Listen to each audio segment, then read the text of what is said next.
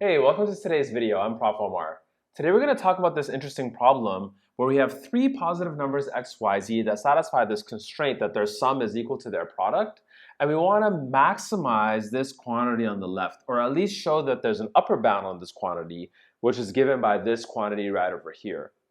Okay, so there are a lot of approaches to problems like this that involve inequalities. And the thing that I want to notice about this specific one is that if you look at a particular sum n in this expression, it might remind you of some things related to trigonometry. So for example, if we make the right substitution for x as one trigonometric function we might be familiar with, then the square root of 1 plus x squared might be another trigonometric function that we're familiar with as well. So if we take that approach, that might help us translate all of this into something trigonometric, and that's a tool that's often used when looking at inequalities of this type. So now if you want to give this problem a try, the hint I'm going to give is try to make a trigonometric substitution to start, making x a trigonometric function you're familiar with, for which the square root of 1 plus x squared has a nice form.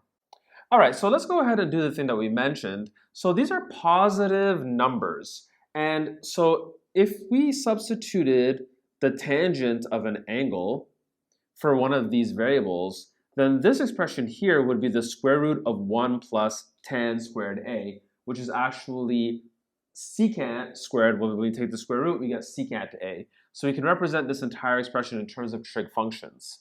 Now, we ought to do that by thinking about what constraints we put on the actual angles we do the substitution for. These are arbitrary positive numbers. So if we look at the graph of tangent itself, it looks something like this, where these asymptotes right over here are negative pi over 2 and pi over 2.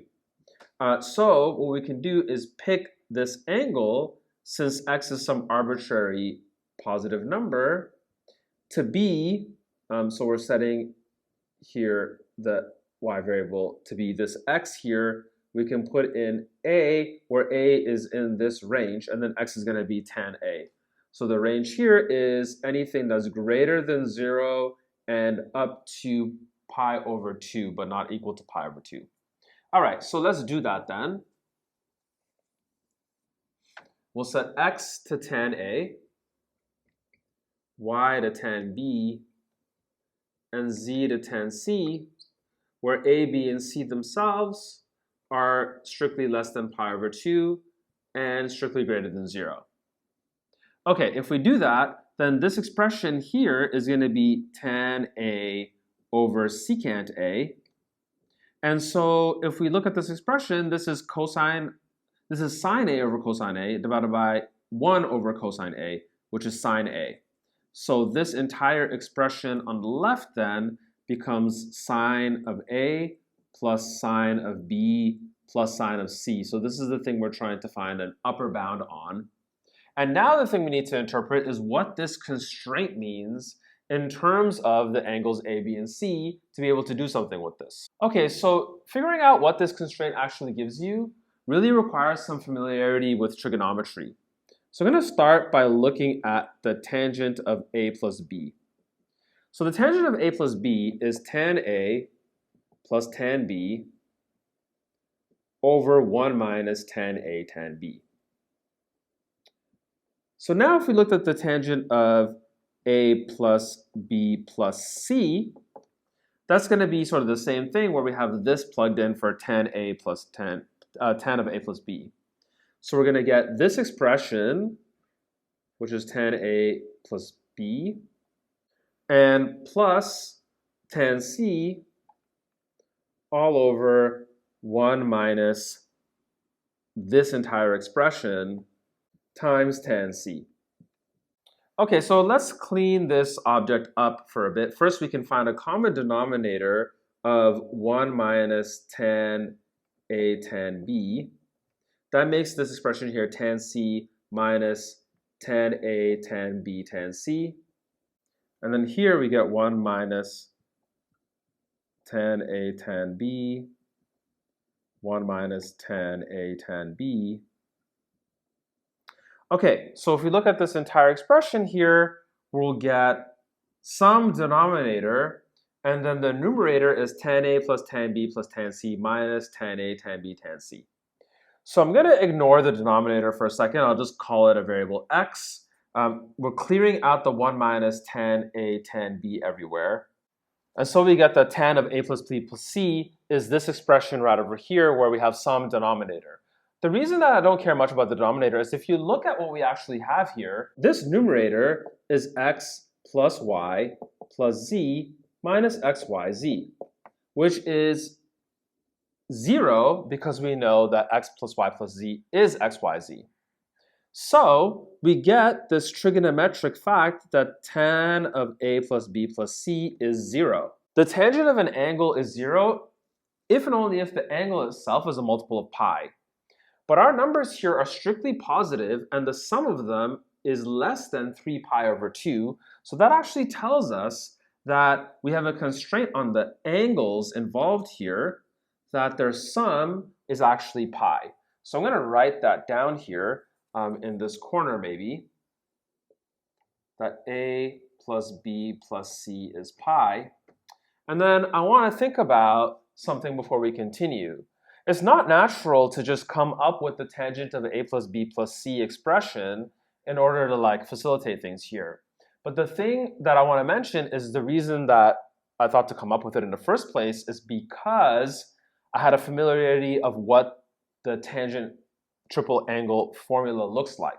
So if you happen to have some familiarity with things like triple angle formulas for sine, cosine, and tangent, they can help in recognizing when a trigonometric substitution might be useful. So for example, in my situation, I knew this, if I substituted tan here, I would get something trigonometric for these, but also in the back of my mind, I knew that making this a tan would make tan of the triple angle 0, which could give me information.